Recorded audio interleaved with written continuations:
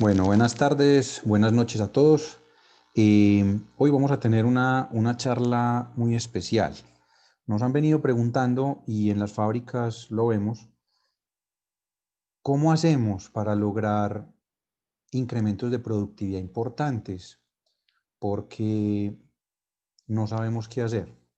Y definitivamente nuestra insistencia técnica es que tenemos que formarnos y por eso venimos haciendo en las últimas charlas, recordemos que hace 2 semanas hablamos de la formación técnico profesional y terminamos hablando de que nosotros tenemos un programa muy especial que se llama la maestría y que también tenemos una formación básica en ingeniería de confección montada en Hotmart. Y después conversamos hace unos 8 días de la manufactura inteligente que tiene que ver con ese proceso de la tecnología blanda, y la tecnología blanda decíamos que era ese conocimiento, cómo aflorarlo y cómo reforzarlo para que las fábricas sean más productivas. Hoy entonces vamos a hablar un poquito de este tema que tiene que ver con la atención al detalle. ¿Por qué decidimos hacer esto?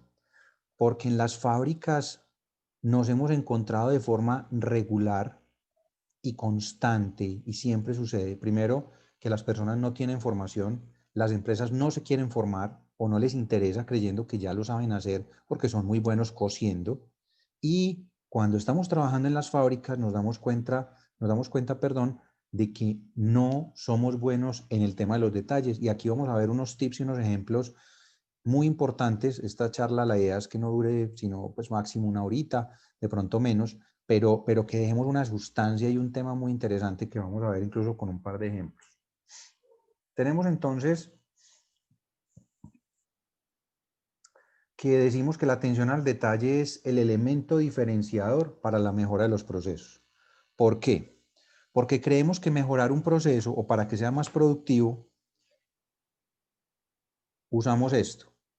Y esta herramienta se está volviendo simplemente como en la época de la esclavitud, se vuelve como una especie de fuste o de látigo, buscando que el operario, con esa presión que se ejerce de una persona encima o con un jefe encima o con el dueño encima, diciéndole, mira, es que tus tiempos están dando para que hagas 60 unidades por hora y apenas me estás entregando 40, ¿qué vamos a hacer?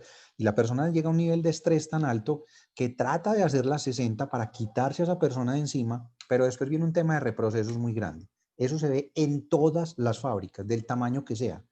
Esto es una herramienta de estudio, es una herramienta de verificación, pero no es una herramienta para incrementar la productividad. Yo difiero, respeto, pero difiero de los que dicen que con esta herramienta van a lograr aumentos de productividad. ¿Por qué? Ya les voy a mostrar. Tenemos entonces que, vamos a hablar un poquito antes del detalle del estudio del trabajo. El estudio del trabajo se compone del estudio de los métodos y del estudio de los tiempos. O sea, tanto el método por un lado y los tiempos como una consecuencia lógica de ese método es lo que se llama el estudio del trabajo. Entonces dice que el estudio del trabajo, según la organización del trabajo, y se los quiero recomendar, cualquier persona que trabaje en ingeniería, en producción, les recomiendo esta es la Biblia. Esta es la Biblia. Y ahorita vamos a hablar un poquito de una frase que yo uso mucho, que uno no puede ser más papista que el Papa.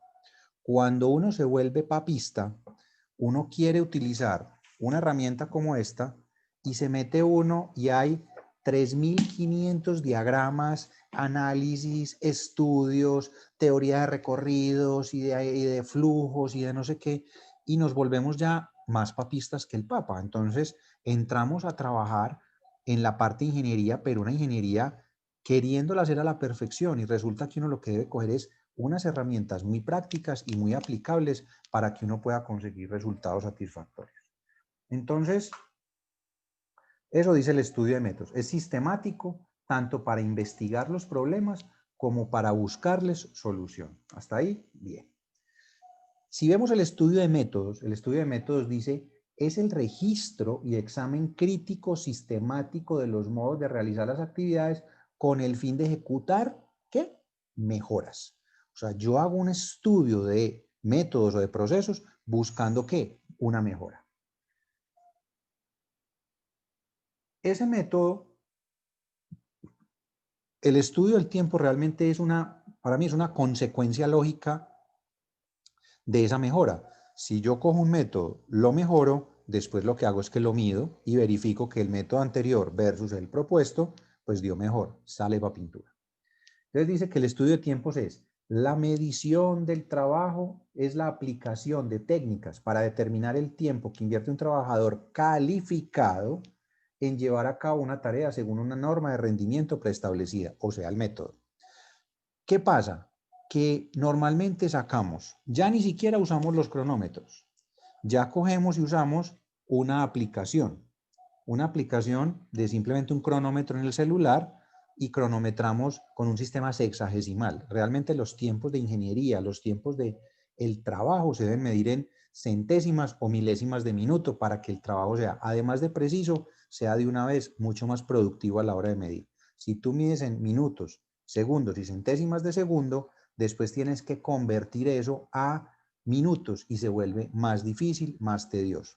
O los que no lo saben convertir cometen errores a la hora de medir. Entonces, pilas, hay que usar cronómetros especiales.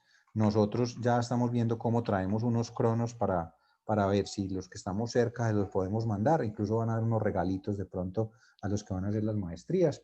Y tendríamos la tabla ergonómica de medición y el cronómetro. No soy muy amigo del cronómetro de todas maneras. Aquí empieza lo interesante, muchachos. Normalmente en las empresas hay dos cosas, tres cosas. Está ver, está observar y está la atención al detalle, que viene siendo una consecuencia o un elemento adicional de la observación.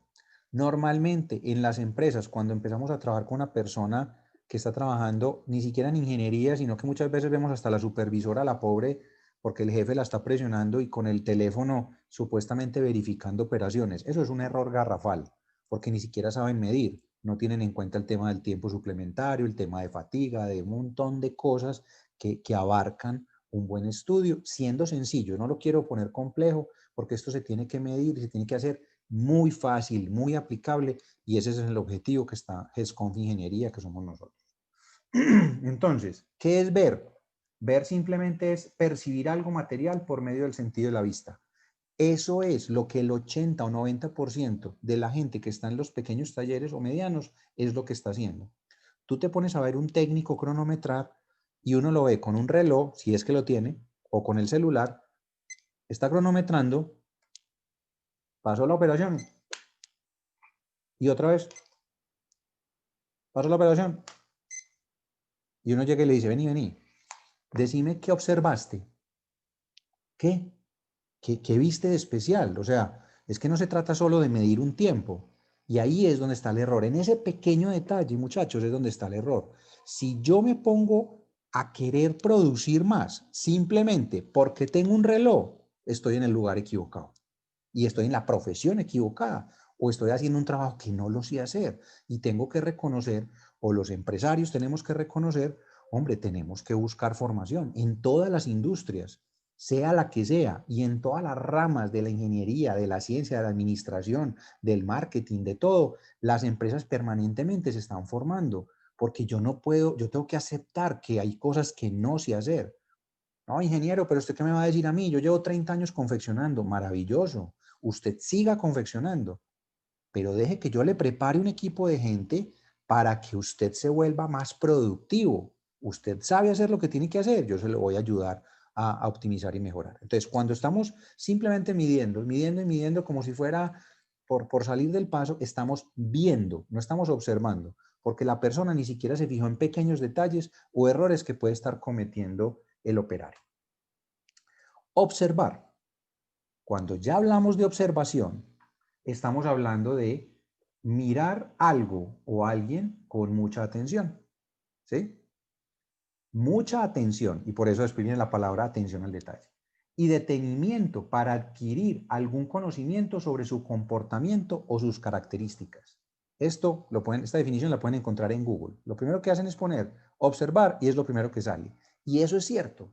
O sea, nosotros ya en observación tenemos que empezar a ver ese operario qué está haciendo, cómo coge la prenda, de dónde la coge, cuántas paradas hace, por qué está haciendo este trabajo tan extraño, no lo debería hacer, por qué se está parando de la mesa y por qué vuelve, por qué se gira, por qué tiene la altura de sus brazos, está trabajando a una altura forzada sobre la línea de trabajo, porque está haciendo un montón de cosas que le están incrementando el tiempo, le están incrementando la fatiga, le está bajando la producción y a mí me está aumentando los costos. Fíjense, algo tan sencillo como la atención al detalle. Entonces, eso se llama observar. La atención al detalle es la habilidad de procesar la información detallada con efectividad y consistencia. Eso sí es un buen analista, el que tiene la atención al detalle, el que sabe observar. Entonces, yo empiezo a cronometrar, prendo el cronómetro cuando el ciclo comienza y mientras la operación está trabajando y mientras el reloj está haciendo su trabajo, que es rodar y contar, hasta que yo llegue al final lo paro. Pero mientras eso sucede, que pueden ser 30 centésimas de minuto, 40, 50, 60, o sea, los tiempos de confección, y por eso tenemos que ser muy hábiles, los tiempos de confección muy rara vez pasan del minuto. Si yo hago un desglose muy bueno de las operaciones, normalmente las operaciones son de 30 centésimas, 40, 50, 60, a veces se pasan de un minutico, pero de resto la mayoría están en menos de un minuto. Entonces yo tengo que ser muy hábil en ese pequeño tiempo de prender y apagar el cronómetro cuando corresponde, pero lo más importante no es prender y apagar este aparato. Lo más importante es observar la operaria que está haciendo. ¿No, muchachos? Muchas veces usted puede lograr incrementos de productividad haciendo unas mejoras en el puesto de trabajo, así no tenga el cronómetro. Y a nosotros nos pasa cuando hacemos las visitas a los talleres. A uno lo invita el gerente, uno entra al taller, da una vuelta por la planta, empieza a hablar con las operarias, ellas le empiezan a dar a uno mucha información, pero uno empieza a ver cositas donde uno se para un segundito a ver una operación y no es que uno sea mago, sino que uno lleva muchos años. Entonces uno le dice, vení, ¿vos por qué estás haciendo 4 paradas en vez de 2? Ay, no, yo no sé, porque sí, ¿por qué no intentas hacer 2 en vez de 4? No, pero es que eso es lo mismo, es que me demoro más. Es que a mí me gusta hacer 4 porque la prenda me queda. ¿Estás seguro que se demora más? Ahorita vamos a ver un ejemplo de cómo la diferencia es grandísima. Entonces, en la atención al detalle pasan cosas como las que están viendo en esa diapositiva. Uno en ese letrero está convencido de que ahí dice Coca-Cola. ¿Por qué? Porque el cerebro está preparado para esa imagen, para ese diagrama, para ese envase, y yo estoy convencido de que ahí dice Coca-Cola. ¿Sí? Y dice es Coca-Cola. Y como eso pasa en las fábricas de producción, pasa que yo estoy acostumbrado y todo se me vuelve, yo utilizo una frase que dice, todo se vuelve paisaje. ¿Por qué se vuelve paisaje? Porque yo estoy acostumbrado a todo eso que está pasando, yo estoy acostumbrado a que la operaria se pare de la máquina y me parece normal, estoy acostumbrado a que ella tenga que ir a hacer unas cosas de unos ejemplos como les voy a poner ahorita, que son reales de las empresas, no me lo estoy inventando. A mí me gusta mucho en los seminarios, en los diplomados, en las capacitaciones que hacemos, contarles casos reales, ejemplos reales, o incluso yo los llamo incluso muchas veces antiejemplos, o sea, errores cotidianos que no pasan en una fábrica, pasan en una, en otra, en otra, en otra. Es demasiado repetitivo. O sea, el problema en una industria no cambia sino de ciudad, de país y de fecha en el calendario o de dirección de la puerta. Ya no estamos en Medellín, estamos en Perú. Ya no estamos en Perú, estamos en México. Pero la problemática es exactamente igual. O sea, trabajamos muy parecido en las distintas ciudades, en los distintos países. Y lo más importante es que los problemas son demasiado parecidos los unos con los otros. Entonces, fíjense, por ejemplo, usted lee el letrero ahí dice azul y resulta que el azul está en color rojo. O si yo le digo, venga, de esos dibujos que hay ahí que representan al póker, ¿usted qué ve raro? No, no, todo está bien, están las 4 pintas del póker. Seguro, y si te pones a ver con atención, te das cuenta de que la pica que debería ser de color negro está de color rojo y que el corazón debería estar de color rojo y no de color negro. Eso pasa en el puesto de trabajo. El muchacho, o sea, cuando uno está cronometrando, y lo puedo decir tranquilamente y lo puedo decir quemándome las manos en el fuego porque yo comencé en este oficio cronometrando. Y nuestra formación comenzó con cronometraje. Y a uno le pasaba, mientras uno hace esto, y la operación dura, por ejemplo, 45, 50 segundos, ¿sí? Que 45, 50 segundos son más o menos 0.45 minutos. Mientras esto está rodando, yo tengo la cabeza, los ojos los tengo puestos ahí, porque el cerebro sí es capaz de determinar cuándo tengo el punto de repetición de la operación para volver a medir y para apuntar en la tablita.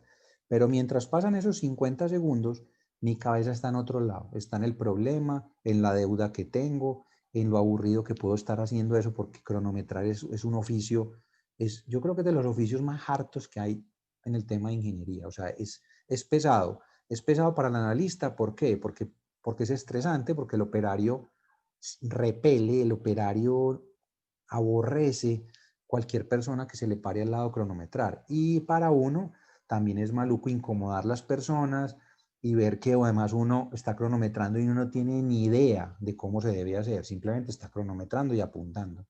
Pero en ese pequeño 50 segundos yo no estoy observando, esa operaria acaba de enhebrar la máquina 4 veces. Pero usted simplemente cronometró. Viejo, ¿para qué estás cronometrando si no te estás fijando? Venga, ahí está el problema. Entonces, ¿qué pasa? Se hace todo un estudio de tantas operaciones, cuántas mediciones hacen. Normalmente hacen 5 operaciones, pero porque los formatos que vienen en todos estos manuales, pues tienen 5 cajoncitos. Y resulta que 5 operaciones no son suficientes para cronometrar. Hay una tabla de estadística donde dice, de acuerdo al tiempo, cuánto debes medir para que la muestra sea confiable. Pero para no ser más papista que el Papa, normalmente deben ser más o menos 30 mediciones. Entonces tú coges las mediciones y te das cuenta que simplemente medí, ve, eso me dio súper alto y no se da ni cuenta porque además ni sacan los datos que salgan por fuera del rango, ¿cierto? Lo que es el tema de dispersión que tiene que ver con estadística. Entonces dicen, ah, no, una me dio 1 minuto, pero la otra me dio 40 segundos, la otra me dio 45 segundos, la otra me dio 1 minuto 20, pero cogen, suman y dividen y dicen que el promedio entonces les dio 0.55. Cuando después nos llevan el dato a los gerentes, a los jefes, a los directores, como de acuerdo a la estructura que tenga la compañía, entonces uno dice, no, no, no, anda a revisar otra vez esa cerrada de costados porque algo está pasando. Entonces ya hay que hacer un estudio mucho más complejo, que es un estudio que puede durar 2 horas ahí en el puesto de trabajo, que se hace con un reloj, con un formato, que es un análisis muy teso de ingeniería que se llama un job training, pero entonces uno ahí ya se da cuenta, ah, venga, el problema de la operaria no es la operaria, el problema es que la máquina le está reventando el hilo. Entonces uno empieza, venga Margarita, a usted la máquina le rompe el hilo. Ah, sí, pero como yo he llamado tantas veces al mecánico y no es capaz de arreglármela, pues yo ya aprendí, yo enhebro la máquina muy rápido, pero no, es mejor, pierdo más tiempo con el señor aquí que yo más bien enhebrando y desenhebrando la máquina. Y dice, what? Y cuando hacemos el estudio de 2 horas nos damos cuenta de que el 25% del tiempo de la operación, la operaria lo está perdiendo volviendo a enhebrar la máquina cada 3 o 4 operaciones que la máquina le revienta el hilo, con el riesgo de lo que puede estar pasando en calidad. Entonces no hay necesidad de llegar hasta allá, pero hay que aprender a observar. Si la persona observa y ni siquiera con el uso del cronómetro, sino que se va donde la operaria, se hace amigo de la operaria, venía, miremos juntos cómo podemos mejorar esto, vos te das cuenta de que sí se pueden hacer cosas como reducir unos movimientos, que enseguida les voy a dar unos tips que ahí hay una clave fundamental en el aumento de la productividad.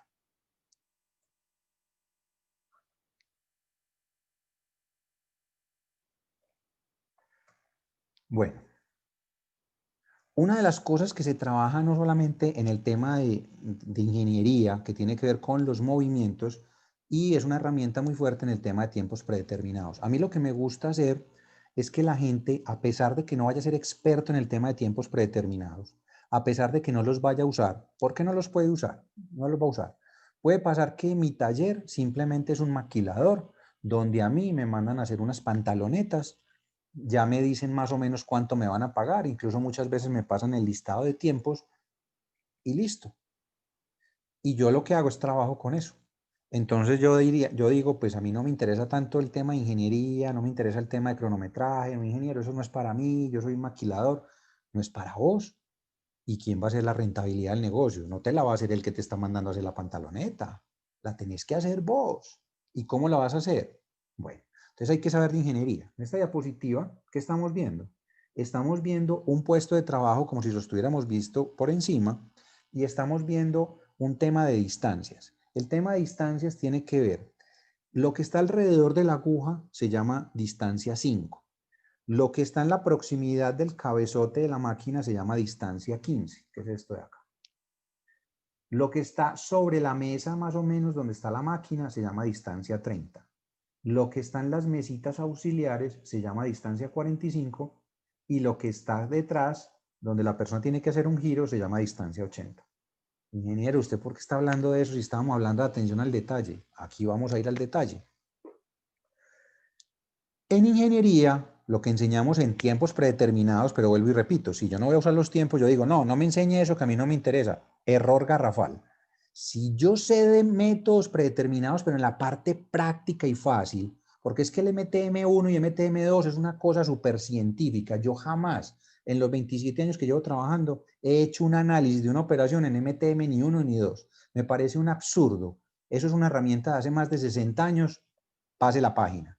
Pero sí saber que existe la herramienta de tiempos predeterminados de confección, que nosotros la manejamos, la podemos enseñar a hacer, pero si yo no la quiero usar o no la necesito usar, yo sí debo saber el fundamento de ese tema de predeterminados y sobre todo el fundamento de la economía de movimientos que tienen que ver con esto. ¿Y cómo está relacionado con el tema de la atención al detalle?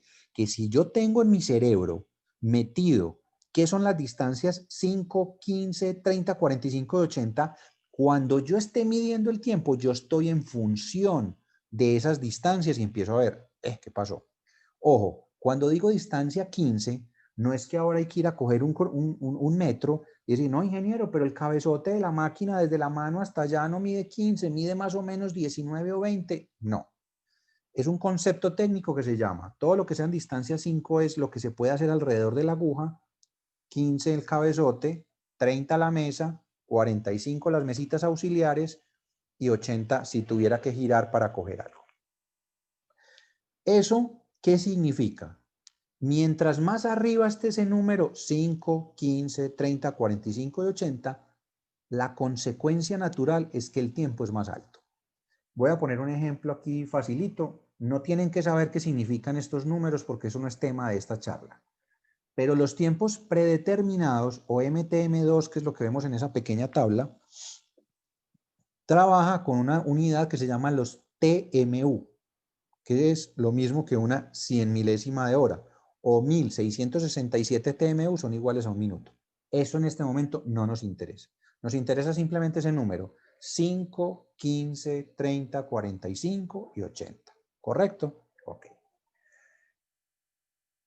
Y vamos a decir que estos G son coger, estos P son soltar o dejar, y estos son otros movimientos pues distintos. Pero vamos a ver el ejemplo simplemente con este movimiento.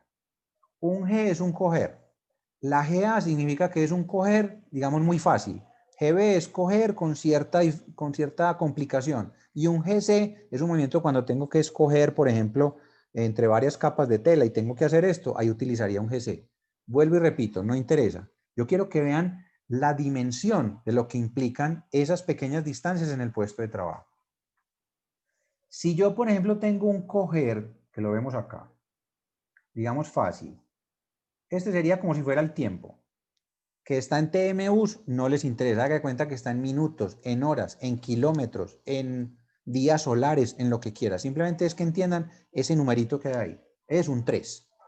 Si yo cojo con facilidad a una distancia 5, el tiempo son 3 TMUs. Usted dice, listo, normal. Pero si yo cojo con facilidad, o sea, el mismo movimiento, pero ya no lo cojo aquí alrededor de la aguja, sino que lo cojo en el cabezote de la máquina, el tiempo ya es el doble, son 6. Y si no logro trabajar en la distancia del cabezote, sino que me tengo que ir a la mesa completa por fuera, el tiempo se sube a 9.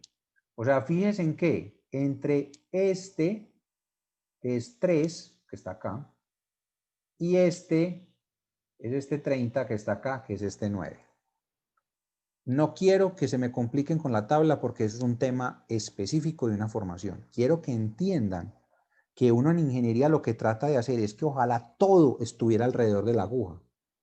Ingeniero, pero no, pero es que eso es ilógico. ¿Usted cómo va a meter todo ahí? No. Pero si yo empiezo a pensar en que lo ideal es adentro y me voy yendo hacia afuera, pues si no lo logro acomodar en la aguja, trato de acomodarlo en el cabezote. Si no lo acomodo en el cabezote, lo trato de acomodar en la mesa. Si no logro acomodarlo en la mesa auxiliar y por última instancia es ese giro que tengo que hacer hacia atrás. ¿Por qué? Porque si han visto algunos métodos de trabajo, y esto va a ser un reto que les voy a poner yo más adelante, a ver cuántos se animan a que mandemos unos videos de algún puesto de trabajo en sus fábricas y lo trate de mejorar de pronto con estos tips y después nos lo ven y lo compartan en un webinar y escogemos 4 o 5 y los entramos a discusión, porque así aprende uno más fácil viendo como un colega asiste en otra ciudad, en otro país, y diga, mira este cómo mejoró la pegada de la marquilla. Yo hice una mejora en la unidad de hombros, pero me gustó lo que hizo el colega de Lima. Yo voy a practicar y lo voy a hacer. ¿Sí? Y eso es aprender en tribu, en comunidad, y por eso decimos que todos aprendemos aprendiendo y compartiendo. Entonces, ¿qué hacemos? Tenemos la distancia 5. Entonces, por eso uno, por decir, las marquillas las trata de poner en unos cajoncitos o en lugares al lado de la aguja, ¿sí? Y si no pude al lado de la aguja, pues en ese lugarcito donde está el cabezote de la máquina, pues lo pongo de pronto debajo del cabezote y ahí ya sería una distancia 15. Pero yo no debo poner unas marquillas, por ejemplo, ¿en qué? En la mesa auxiliar. ¿Por qué no lo debo hacer? Porque voy a utilizar un movimiento que se llama coger, pero a una distancia ¿qué? A una distancia 45. Entonces, si yo pongo unas marquillas acá, en vez de ponerlas, digamos que no fui capaz de acomodarlas aquí, que se puede hacer y quedan unos puestos de trabajo muy chéveres, porque tú pones unos dispensadorcitos que los puedes incluso poner con un sistemita de extracción neumático, que eso ya es otro cuento. Quiere decir que el tiempo de la marquilla en la mesa auxiliar son 13 TMUs. Y eso que poner una marquilla, como es escogiendo entre otras, realmente el tiempo son 27. Y si yo logro poner esas mismas marquillas con ese mismo movimiento acá en el cabezote, miren que de 27 lo rebajo a 24. O sea, tengo en ese movimiento puedo tener un ahorro del 50%. En ese solo movimiento. Y si yo además me invento un dispensador neumático que lo pueden tratar de buscar si de pronto o si alguien lo tiene, nos lo puede mandar para que lo publiquemos. Si yo logro cambiar, perdón, tener que coger las marquillas como si fuera esto. No sé si se logre ver, yo creo que no se ve. Cuando yo tengo que escoger entre varias, es un movimiento con dificultad. Si yo logro poner un succionador que me vaya casi que entregando de a una la marquilla, yo bajo ese tiempo de acá, lo bajo a acá. Digamos pues que lo bajé a este, porque esta la tengo que coger. En la otra sería simplemente casi que deslizar. Puedo bajar el tiempo de 14 a 7. Entonces fíjense que si yo pongo las marquillas en la mesa auxiliar, tiene un tiempo de 27 y si lo logro poner al lado de la máquina con un pequeño dispensador, lo bajo de 27 a 7. Entonces esto es atención al detalle, pero con conocimiento de ingeniería. No es que voy a empezar a ver qué veo. No, y cuando yo aprendo el tema de MTM, lo incorporo a mi cabeza, no solamente voy a tener muy buena atención al detalle en el proceso, sino que aprendo a ser demasiado crítico solamente caminando por el taller. Usted haga el ejercicio en su taller y tire 3 o 4 agujas al piso y haga la cuenta de cuántas personas se agachan a recogerlas o a sorprenderse, porque es que tampoco tenemos capacidad de asombro. Entonces, ¿nos asombramos o no nos asombramos? Le garantizo que no se van a asombrar. Pasan por encima de las agujas y no pasó nada. Cuando uno coge estas herramientas y las incorpora, entonces no solamente se vuelve muy eficiente haciendo mejoras en los procesos, sino que uno empieza, venga, a la supervisora, mija, están botando las agujas. Ve, porque están desenhebrando medio carretel de hilo. Ah, porque es que a la operaria no le gusta el carretel cuando ya está comenzado, entonces ella más bien saca todo el hilo y tal. O ella vacía el carretel porque cambiamos mucho en moda y al cambiar de moda cambiamos de color. Entonces ella tiene que vaciar todo el negro y montar uno azul. Hombre, por favor, ¿cuánto vale un carretel? Es mejor tener una colección de carreteles, o sea, en los talleres ustedes tienen la operaria, por ejemplo, en las máquinas planas o agujas, y pueden tener 20 o 10 carreteles sin ningún problema. Usted se los inventarea y se los controla para que ella tenga que el hilo azul, el rojo, el blanco, el negro, porque a veces son 2 o 3 piezas y el carretel quedó prácticamente lleno. No vaciarlo. Y vaciarlo no es solamente botar el hilo, que cuesta muchísimo, es el tiempo de vaciar, botar el hilo. O muchas fábricas, miren lo que es la atención al detalle, estoy hablando de una tontería y no es una tontería. Entonces, en muchas fábricas, el hilito que va sobrando, le hacen unas madejitas y se lo regalan a las mismas operarias. Si yo entro con ese juego, porque ya nos pasó en una empresa, hacer las madejitas y ellas son felices porque cada vez salen más madejas. Entonces, ¿qué hago yo en mi puesto de trabajo? Yo me vuelvo simplemente un productor de madejas.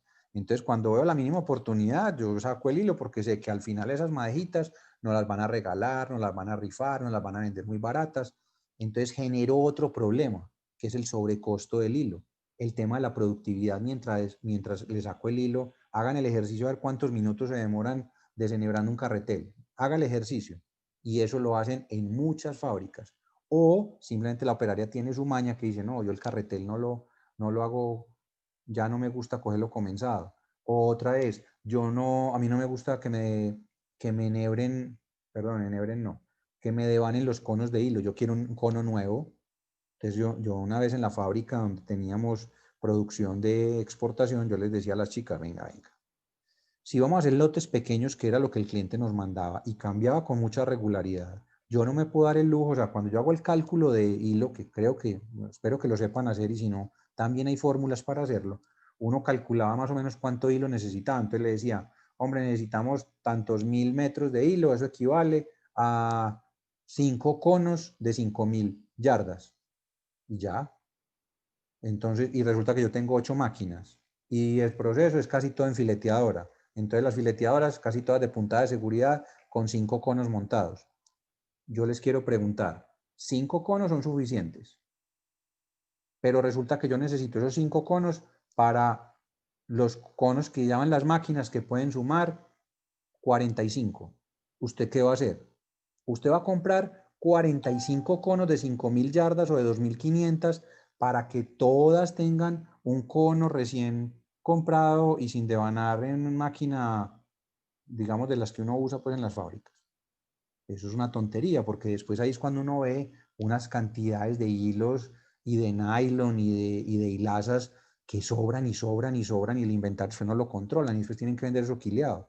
Entonces yo me compro una devanadora de hilos muy buena, que sea capaz no solamente de moverse bien, sino que tenga una buena tensión para que la máquina lo reciba.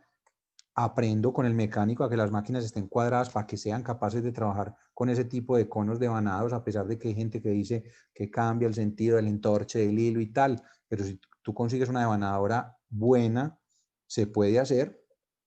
¿Y qué haces? Compras los 5 conos y los 5 conos los devanas en mucho más poquito.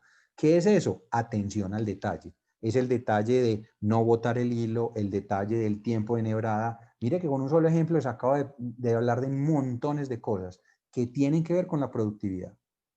¿Ok? Entonces, este ejemplo es muy diciente, ¿cierto?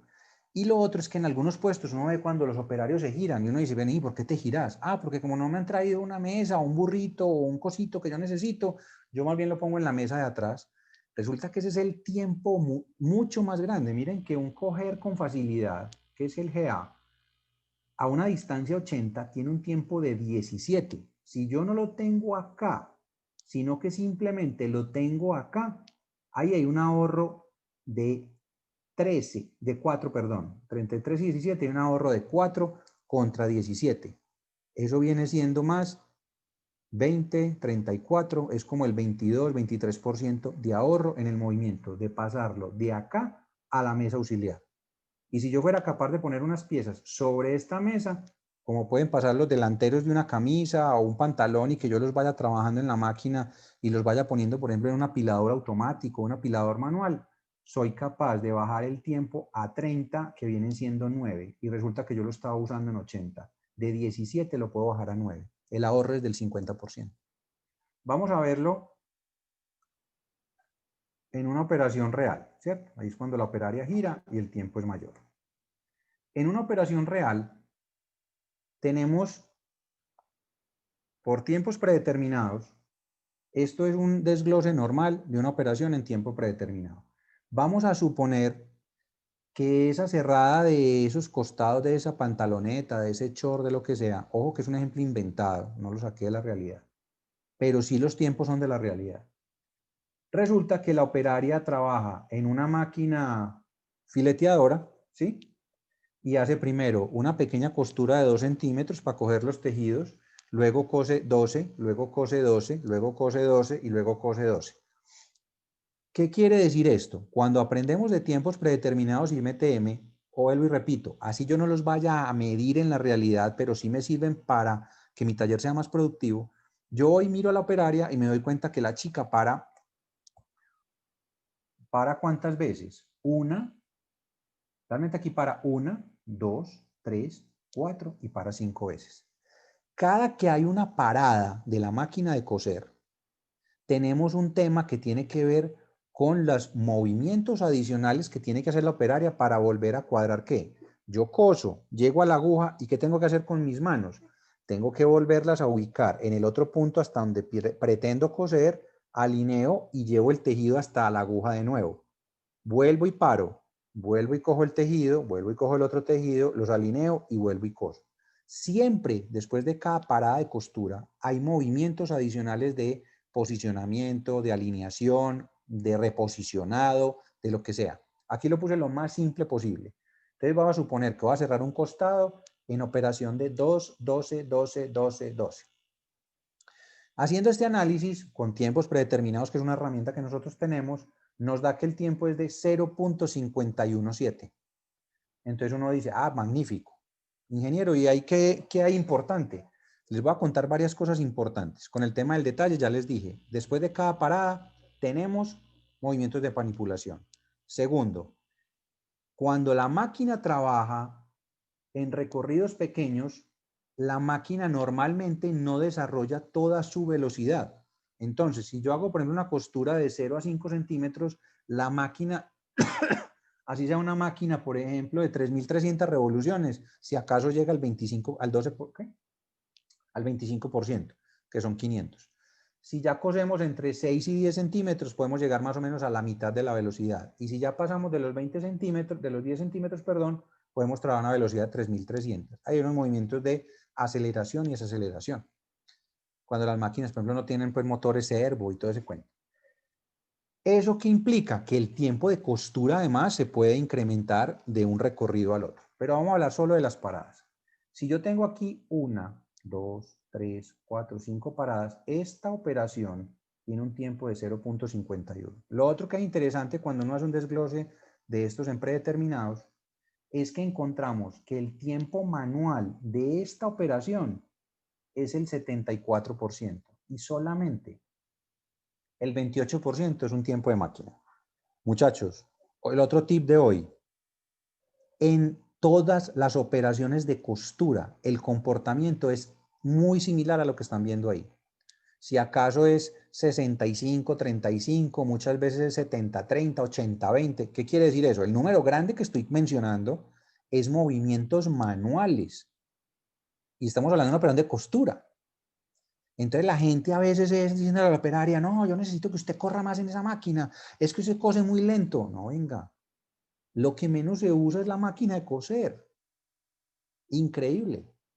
El tiempo de costura no supera el 30%. Entonces todos los ahorros, yo puedo decirle a la operaria, usted siga cosiendo así de despacio, mi querida amiga, no se preocupe. Pero en los movimientos manuales, vamos a tratar de eliminarlos y optimizarlos. Si yo le elimino movimientos manuales, yo estoy trabajando como cuando uno dice en ingeniería o en el Kaizen, vamos a trabajar sobre el Pareto 80-20. Claro, el casi 80% del problema está en los movimientos manuales. Entonces, si yo impacto ahí, voy a tener un impacto en el resultado final brutal. ¿Por qué? Porque eso pesa el 80% y les voy a mostrar con el ejemplo. Entonces decíamos que ese tiempo es de 0.517. ¿Sí? Entonces esto tiene manual 037, que es el 73, 0139, hicimos estas paradas, es una operación en fileteadora y tiene un tiempo de .51, ¿correcto? Pero si yo le digo a la operaria, venga, vamos a hacer un experimento. Usted va a tratar de coser los mismos 2 centímetros, vamos a tratar de llegar a la mitad del recorrido, o sea, acá vamos a tratar de coser 24, y acá te vas a tratar de ir hasta el final con otros 24. No importa que lo hagas en una cadencia o en una velocidad de costura normal, pero sí me vas a tratar de hacer solamente esas 2 paradas. Yo puedo utilizar muchas herramientas, muchachos. Nosotros una vez lo hicimos en una fábrica de blue jeans, donde las operarias las nuevas no eran capaces de entender cómo en la cerradora de codo, que es la que hace, sobre todo en Levi's, la cerrada de la entrepierna, ellas no concebían las nuevas que se pudiera hacer desde el ruedo hasta el tiro, que se pudiera hacer prácticamente sin parar. O máximo una parada en el medio donde en Levi's o en Levi's se pone un piquete de control. No, usted ve la operaria. Entonces, ¿qué hicimos? Cogimos varios paquetes a unas chicas que estaban en aprendizaje y con una tiza les marcamos la mitad de la pierna. Vas a hacer un trabajo, vas a coser despacio, cadencioso, pero necesitamos que vas desde la bota casi que hasta la rodilla, o sea, a la mitad de la pierna, y luego de ahí vas a ir hasta el tiro. Del tiro a la otra pierna y la otra pierna a la bota. Los aumentos de producción son increíbles, pueden llegar a más de un 20%. Ah, ingeniero, usted está hablando mucha carreta, eso es muy tan, no sé qué. Se los voy a mostrar aquí. Si yo cojo la misma operación que hice ahora y le digo a la operaria que va a coser y de pronto me tomo el trabajo y le marco con una cintica acá, con una tisita que se pueda después quitar con facilidad, por lo menos mientras se acostumbra, la persona simplemente va a hacer esta parada inicial, la parada del medio y ya la parada final. ¿Qué implica? Implica que le quité 1 y 2, no costuras porque siguen siendo, las costuras ya no son de 12 sino de 24, pero le quito todos esos movimientos manuales que van en cada tramo de costura, ¿sí? Que es una linear que ven acá. Después de cada coser hay una linear, coser, alinear, coser, alinear, coser, alinear. Entonces, ¿qué hice yo? Perdón. Hicimos lo mismo y se desaparecen 2 alineaciones. Cuando hago la evaluación de la operación por predeterminados, me da que esta misma costura me da un tiempo de 0.41, ¿sí? O sea, me da 301, 116 minutos, 73% sigue siendo operación manual, el 27% sigue siendo de máquina, esta es la operación con el tipo de máquina, pero mire el tiempo, 0.417. Me ahorré 0.1 minutos en esa sola tramo de costura. Y estamos hablando que eso fuera una operación, pues realmente, perdón, es por lado y lado, ¿cierto? Pero poniendo ese ejemplo, solamente con quitándole 2 paradas, el ahorro es del 19%. Yo quiero saber quién es capaz de incrementar la productividad en taller un 19, un 20% así. Ojo, esto no es fácil. No es que ya pues llegó uno a la fábrica mañana y le empezó a quitar cosas a las operarias, porque ellas ya tienen una costumbre y cuando le cambiamos su forma de trabajar, pues va a haber una curva de aprendizaje, que eso también lo veremos de pronto en una charla que vamos a ver más adelante, y eso genera que haya un incremento en el tiempo, pero cuando la operaria coge esa curva de acostumbramiento, eso va a generar una reducción de un 19% en este ejemplo que acabamos de poner. ¿Qué les parece? Interesante. ¿Ok? Entonces, eso son cosas. Les voy a poner casos reales que ya les he mencionado muchos de atención al detalle que nos han pasado en las fábricas donde hemos estado. Por ejemplo, observar en un módulo que esté trabajando cómo se pasa en el trabajo. ¿Cómo así? Yo me voy a un módulo de trabajo de 6 personas y empiezo a analizar, a mirarlas y me doy cuenta cuando hago el diagrama de procesos y me doy cuenta que una operaria está aquí y a la que le está dando el trabajo está 2 máquinas allá. Y ellas lo ven normal, a pesar de que se les ha hecho un entrenamiento. Y la supervisora pasa y ella no se da cuenta porque no hay atención al detalle. Si tenemos un técnico, pasa por encima y simplemente hablan a la líder del módulo que hubo. ¿Qué pasó en ese tablero? Pues que nos llevamos y no 50 unidades y era para 60. Pero no se da cuenta. Cuando ya llegas con atención al detalle, Vení, ¿vos por qué estás pasando el trabajo de allá hasta allá? Ah, ingeniero, es que vea, hasta antier estábamos haciendo otra prenda. Entonces el puesto sí estaba bien organizado, pero ahora nos cambiaron la prenda, entonces yo le tengo que dar trabajo a Margarita que está allá, pero es que cambiar esas máquinas de puesto, eso es muy engorroso, eso lleva mucho trabajo y como aquí no nos ayudan, nos toca a nosotras mismas, entonces nosotros más bien nos pasamos el trabajo por aquí, por encima de la máquina. Entonces no solamente lo pasa por encima de la máquina porque no alcanza, sino que le dice a la vecina, hey, Margarita, pasale este paquete a María. Pero nos acostumbramos a eso, lo vemos como paisaje. No tenemos la atención al detalle para decir, hey, quietas, ¿qué pasó? No, venga, al técnico, al mecánico, a la supervisora, qué pena, esto es un trabajo como de Fórmula 1. Yo no puedo pretender que esa persona me dé la productividad si además no le estoy ayudando a resolver una cantidad de cosas. Qué pena, por la tarde, cuando hay cambio de referencia, se queda todo el mundo, cambiamos la línea y trabajamos como debe ser. Primer ejemplo. Observar que una cuchilla no corta bien. Ah, no, ingeniero, es que vea esas cuchillas que traen las fileteadoras, eso empieza muy bueno cuando están nuevas y eso después no sirve. ¿Y entonces qué hacen? No, yo más bien le di a las operarias unas pulidoras y ellas cortan, se demoran lo mismo. Ahí sí le digo yo, saque el cronómetro. Demuéstreme lo mismo, que cortar el hilo con la cuchilla de la máquina es lo mismo que cortarla con una pulidora. Ni pal berraco. Si nos vamos al MTM que les mostré ahora y aprendemos qué incidencia tienen esos movimientos, no para ser técnicos, no para hacer MTM2, GA, GB, FC, este señor nos está enredando la vida, no, para que mi cerebro aprenda de movimientos. Es mucho más tiempo tener que coger una pulidora, llevarla al hilo y accionar para hacer un corte. No, ingeniero, pero ella no la tiene que coger sino una vez durante el paquete porque ya la tiene metida en la mano, listo. Sin embargo, es más tiempo cerrar la tijera y cortar que deslizar el tejido sobre la cuchilla. Ah, pero es que hay veces que la máquina se desenhebra porque es que no sé cuál, porque no, es que no le podemos buscar un problema a cada solución. La máquina se desenhebra porque la cuchilla no corta y como no corta estoy tirando del tejido. Entonces, si la cuchilla es como una cuchilla de afeitar, usted simplemente desliza y ella tiene que hacer su trabajo. Pero la fácil es entregarle una pulidora. Pero automáticamente el tiempo lo disparamos y acostumbramos a la operaria que es mejor con pulidora.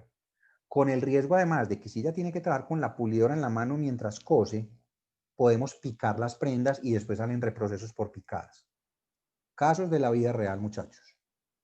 Operaria se levanta a buscar los hilos de una producción y le cuesta unos 20 minutos de tiempo porque la encargada, la repartidora, no tuvo tiempo. O sea, me explico. Esto me pasó en un taller hace 15 días. Voy yo a trabajar con el módulo cuando veo que una de las chicas se para y se va para una cantidad de canastas llenas y llenas de hilo de todos los colores. Y yo le cronometré el tiempo y se demoró 20 minutos. Pero ellas en la reunión me decían, no, ingeniero, nosotros aquí nos matamos y no nos da la cifra que nos está pidiendo el jefe, eso está muy alto. Claro, muchachas, es que está muy alto porque estamos perdiendo tiempo. Y no se trata de que corramos más, necesitamos es optimizar el tiempo. Usted se para a buscar unos hilos. ¿Dónde están los hilos? No estaban en unas estanterías organizadas por tonos, por colores codificados. Eso no existe. Estaban metidas en una canasta y la chica ya sacando conos y conos de hilo. Eso es atención al detalle, eso simplemente es sentido común. Pero cuando no aprendemos a ver con detalle, a observar con detalle, perdón, todas esas cosas nos pasan de largo. Ver cómo un mecánico pierde tiempo en un ajuste menor y darnos cuenta que la operaria sabe no sabe enhebrar la máquina. Eso pasa muchas veces también.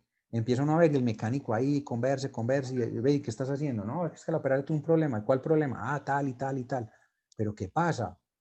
Y se da uno cuenta y empiezan a investigar y son operarias que pueden llevar 10, 15, 20 años y si vos le preguntas, no, es que en las fábricas donde yo he estado siempre me dejan la máquina enhebrada, la del otro turno o el mecánico la enhebra y yo simplemente lo llamo con una banderita, pero vení, vos sabes enhebrar una fileteadora, vos sabes enhebrar una recubridora, vos sabes hacer el pequeño ajuste para que la máquina no te empiece a molestar.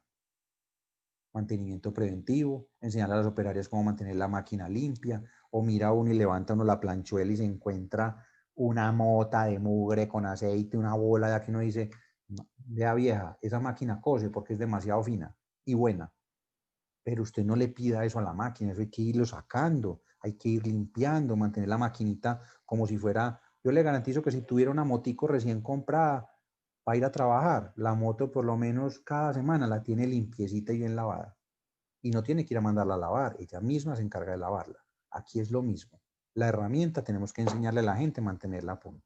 Y estar seguros de que las chicas o los chicos saben hacer los procesos básicos.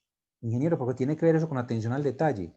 Que si yo no soy detallista, yo no me las cojo. Y si no me cojo eso, soy después matándome por otro lado como dueño, como jefe, como ingeniero, el que esté viendo esto, y soy como loco buscando dónde hago el proceso de mejora. El proceso de mejora lo tenés delante, no lo has visto, pero porque no tenés atención al detalle. Encontrar que una operaria, le voy a poner un ejemplo con lo de las máquinas. En una fábrica donde yo trabajé camisas, yo creo que ya lo conté en un video, el cambio de ajuste de una máquina montadora de manga francesa, que es una máquina plana de 2 agujas de cadeneta, el mecánico se demoraba más o menos entre 20 y 25 minutos, pero porque echaba una labia mientras iba hablando con la operaria, iba cambiando, entonces tiene que poner los loopers, la barra, las agujas, y había que hacer unos cambios entre 3/8 y cuarto. Y cuando empezamos con el sistema modular y empezaba a pagar incentivos, las mismas operarias me fueron y me buscaron a mí. Entonces me buscó una de ellas y me dijo, Luis Fernando, venga, es que es el mecánico, nos está perjudicando en este sentido. Y con él no hay forma de hablar, y entonces él dice que no, ¿qué tal? ¿Usted por qué no me autoriza? Yo hago el cambio de ajuste de mi máquina. Que me acabe de enseñar dos cositas que me faltan por aprender y yo le hago el ajuste, que yo creo que me demoro menos de 25. Le enseñamos a acabar de pulir lo que ella hacía, porque como siempre se quedaba ahí, la vieja iba aprendiendo qué era lo que había que hacer. Los ajustes de la máquina los empezó a hacer en 7 minutos. Al empezarlos a hacer en 7 minutos, la operaria del lado me buscó. Yo llamo eso en las empresas el efecto envidia, pero un efecto envidia positivo. Cuando la otra vio que la compañera era capaz, ella fue y me buscó y me dijo, yo también soy capaz de hacer el cambio de ajuste. Y también soy capaz de hacerlo en 7 minutos. ¿Qué hicimos? Aprendieron las dos, se les dejaron los sets de los ajustes en sus máquinas, 3/8 y cuarto, se les dejaron las herramientas que necesitan, porque a veces uno ve una pobre que tiene que ir a mover una barra en una aguja con un destornilladorcito casi que de los chiquitos para ir a cuadrar el carretel. No, un destornillador con la palanca fino, que no se dañe cuando el tornillo lo vamos a apretar o desapretar, y eran capaces de hacer el cambio de ajuste en 7 minutos. Lo bajamos de 20 a 7. Eso tiene que ver con el tema de desperdicios de Lean Manufacturing. Si se dan cuenta, muchachos, son una cantidad de herramientas básicas, prácticas, elementales que vamos a poder aprender si nos preocupamos en formación. El último ejemplo es encontrar que una operaria le entregue mal el trabajo a las otras y cada paquete debe darle la vuelta al trabajo. Por ejemplo, me entregan el paquete, pero me lo entregan en la posición equivocada. Como me lo entregan en la posición equivocada, yo ya le dije 2 o 3 veces, no me paro bolas, y entonces yo soy el operario que yo ya no voy a pelear más con esta, entonces el paquete me lo pone así. Cada que me trae el paquete yo lo tengo que voltear para volverlo a trabajar al derecho. Hay un ejercicio que nosotros llamamos cliente-proveedor interno y hacemos una dinámica con los integrantes de la línea de producción o el módulo para enseñarles quién es el cliente y quién es el proveedor. Y no solamente para enseñarlo, porque ya lo saben, es qué exigencias y qué requisitos tiene mi cliente y yo como proveedor qué obligaciones tengo con él, de tal forma que yo ya le entrego el paquete en la posición que lo necesita. ¿Y eso qué gana? Eso no gana que para ponerlo en un manual de ISO 9000 o todas esas carretas, no. Eso automáticamente se traduce en tiempo, ahorro de tiempo, aumento de productividad, disminución de costos, mayores beneficios de utilidades. ¿Cómo lo ven?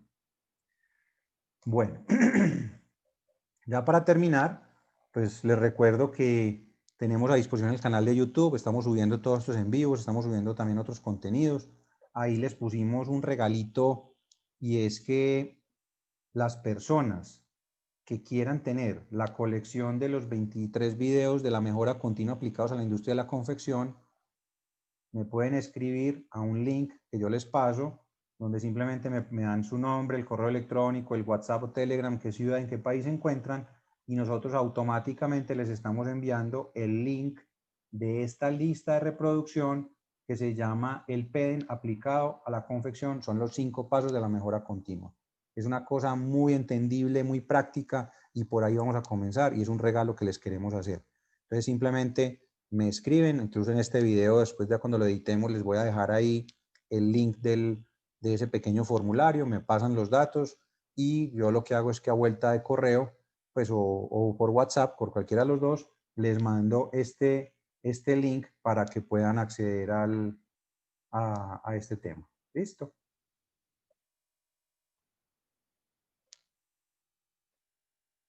Tenemos entonces, GESCONF nace como una necesidad de la industria y rompe los esquemas de la educación tradicional generando un adelanto al 2030, como lo hablábamos hace 2 semanas con el tema de la formación técnico-profesional.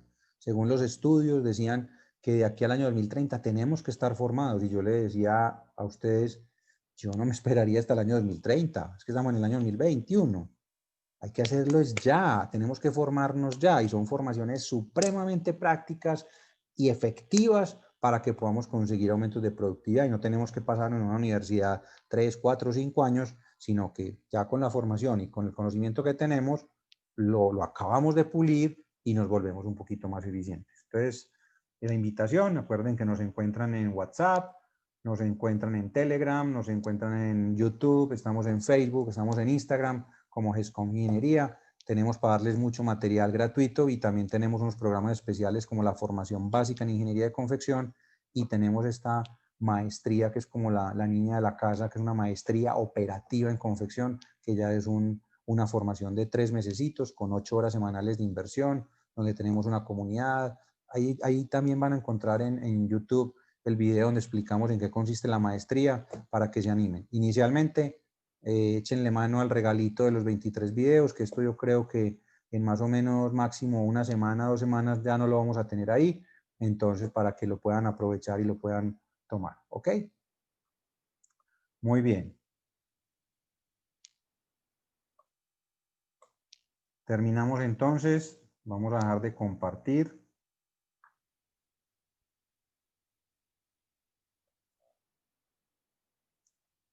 Aquí les dejo entonces el material. Ya si alguien tiene una pregunta me escribe, qué dudas tiene, qué quiere saber y con mucho gusto estamos para resolverlas. Así pues, muchachos, que cualquier cosa por los medios digitales nos encuentran. Un abrazo para todos, aprovechemos este momento, tenemos todo esto montado en contenidos digitales, tenemos el acceso, tenemos las barreras en este momento cortadas por la ayuda tecnológica. Todos los días estamos trabajando para que la edición sea mejor, para que la imagen sea mejor, para que el sonido sea mejor. Entonces, de verdad que estamos haciendo todos un esfuerzo muy grande para que la industria textil confección de la región, que es todo lo que es América Latina, el Caribe y España, todo lo que es habla hispana, podamos ser mucho mejores y sigamos teniendo mucho peso en los productos internos brutos de nuestros países. Un abrazo para todos. Chao, chao.